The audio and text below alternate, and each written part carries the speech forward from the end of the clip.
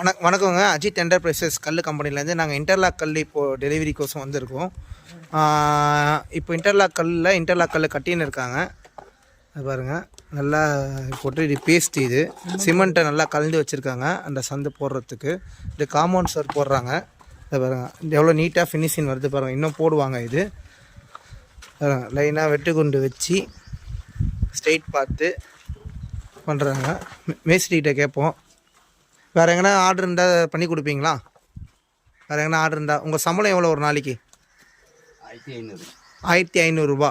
ஹெல்ப்பர்லாம் நீங்களே கொண்டு வந்துடுவீங்களா? ஹெல்ப்பர் 1000 ரூபா. ஹெல்ப்பர் 1000 ரூபா. பஸ் ஃபேர் எதனா எக்ஸ்ட்ரா கேட்பீங்களா? எவ்வளோ கேட்பீங்க? எவ்வளோ? 40 ருபீஸ் எக்ஸ்ட்ரா. அதாவது வந்து 1540 ரூபா சொல்கிறாரு. இவரே ஆளை இட்டுன்னு வந்து நீட்டாக பண்ணி கொடுத்துருவாரு இந்த இன்டர்லாக் கல் கட்டுறதுக்கு. புரியுதுங்களா? மார்க்கெட்டில் 1200 ரூபா. அவங்க வந்து பார்த்தோன்னா நாளை வலிப்பாங்க, இது செய்யணும் அது செய்யணும்னு சொல்லிட்டு. இவங்க வந்து பார்த்தா அந்த மாதிரிலாம் கிடையாது. இது பாருங்கள், நீட்டாக இருக்கும் ஒர்க்கு. இதுக்கு சிமெண்ட்டு தேவையில்லை. அதாவது சிமெண்ட்டுன்றது கட்டுறது பார்ப்போம்.